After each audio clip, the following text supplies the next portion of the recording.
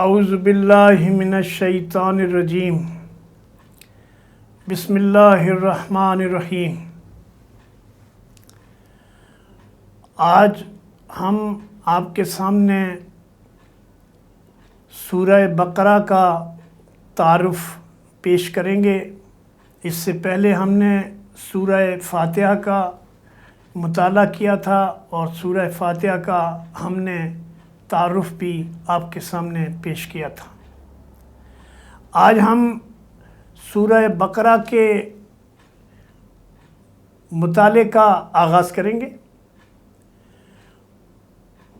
سورہ بقرہ کے سلسلے میں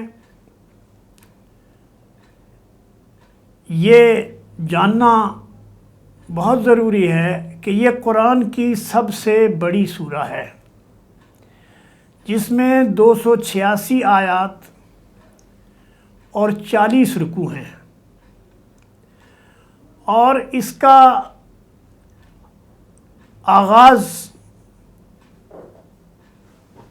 اس طرح سے ہوا ہے کہ الف لام میم سے اس کا آغاز ہوتا ہے،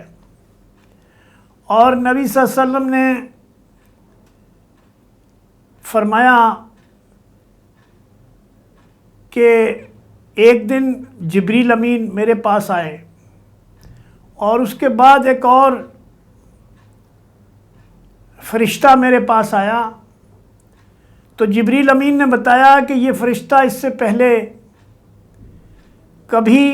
زمین پر نہیں آیا ہے، اور وہ فرشتہ نبی صلی اللہ علیہ وسلم سے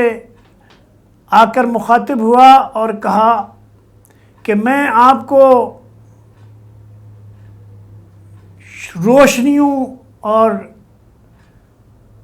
جگمگاتی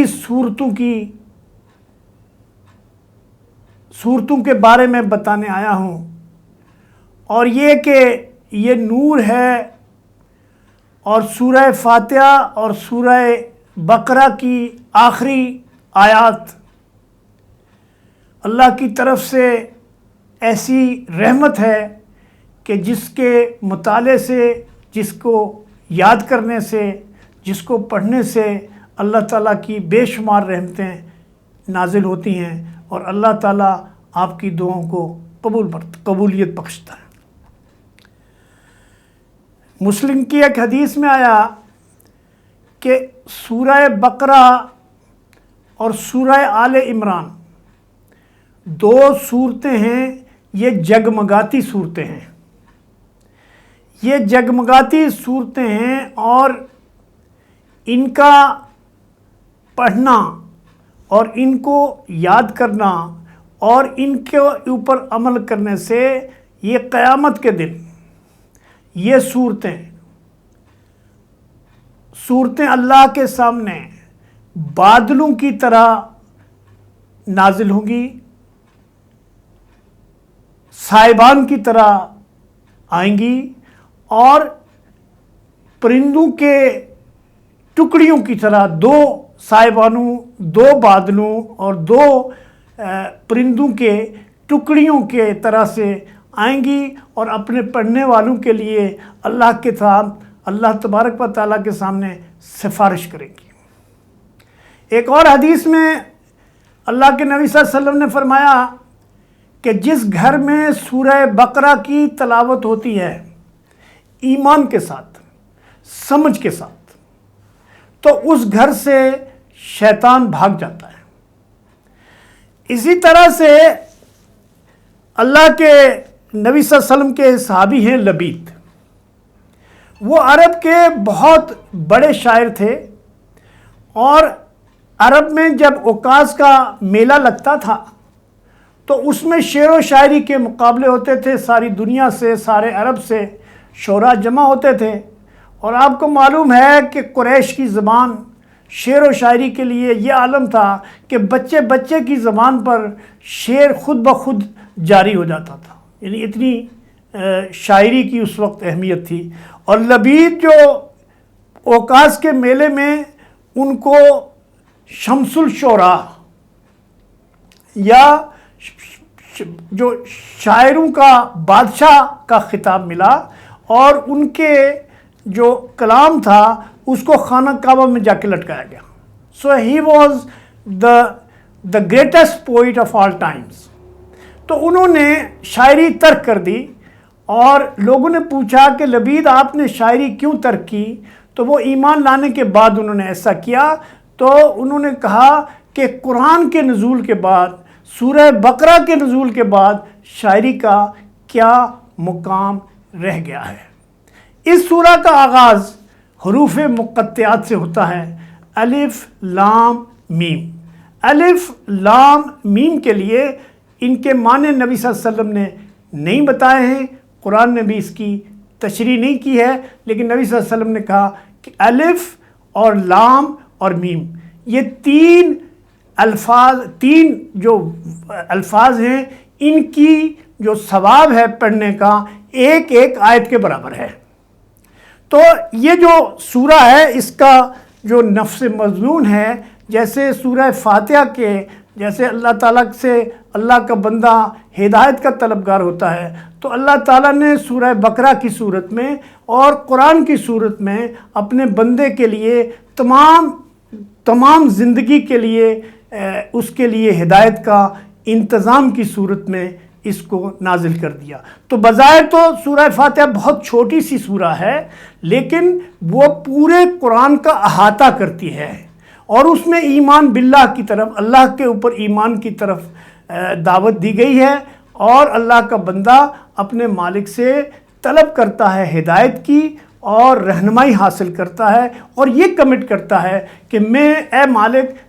تجھی سے مدد مانگتا ہوں اور تیری ہی بندگی کروں گا، تیرے علاوہ کسی اور کی بندگی نہیں کروں گا، اور نہ ہی ان لوگوں کا راستہ اختیار کروں گا جو گمراہ ہوئے یا جن کے اوپر تیرا غضب نازل ہوا. یہ سورہ بقرہ ہے جو 286 آیات پر مشتمل ہے. یہ قرآن کی عمود بھی کہا گیا ہے. اس کے لیے نبی صلی اللہ علیہ وسلم نے فرمایا کہ ہر چیز کی چوٹی ہوتی ہے، اور قرآن کی چوٹی جو ہے وہ سورہ بقرہ ہے. تو اس میں اللہ تعالیٰ کے نبی صلی اللہ علیہ وسلم کے اوپر ایمان کو، جیسے سورہ فاتحہ میں اللہ کے اوپر ایمان کی دعوت دی گئی ہے، اس کا اظہار کیا گیا ہے، اس کے اوپر اقرار کرایا گیا ہے، یہاں ایمان بالرسالت کے اوپر جو ہے وہ دعوت دی گئی ہے. اور ایمان بالرسالت کے لیے بتایا گیا کہ اگر تم ایمان چاہتے ہو، تم اللہ سے ہدایت چاہتے ہو، تم اللہ سے رہنمائی چاہتے ہو، تم اللہ کی رضا چاہتے ہو اور دنیا اور آخرت میں بھلائی چاہتے ہو، تو تمہیں اللہ کے رسول صلی اللہ علیہ وسلم کے بتائے ہوئے طریقے کے اوپر چلنا پڑے گا. اس کے علاوہ اس سورہ میں اور بھی بہت سارے احکامات ہیں، جس میں خواتین کے بارے میں بھی ہے، جہاں یتیموں کے بارے میں بھی ہے، قتل کے بارے میں بھی ہے، لیکن جو مین ایمپسس ہے اس میں یہود سے بہت تفصیل سے خطاب کیا گیا ہے، اور یہود کو بتایا گیا کہ ان کو اس منصب سے، امامت کے اس منصب سے معزول جو کیا گیا ہے تو کیوں کیا گیا ہے. اور اس کے دوسرا اسپیکٹ یہ ہے کہ مسلمانوں کو، مومنوں کو، اللہ کے نبی صلی اللہ علیہ وسلم کے ساتھیوں کو یہ بتایا گیا کہ اگر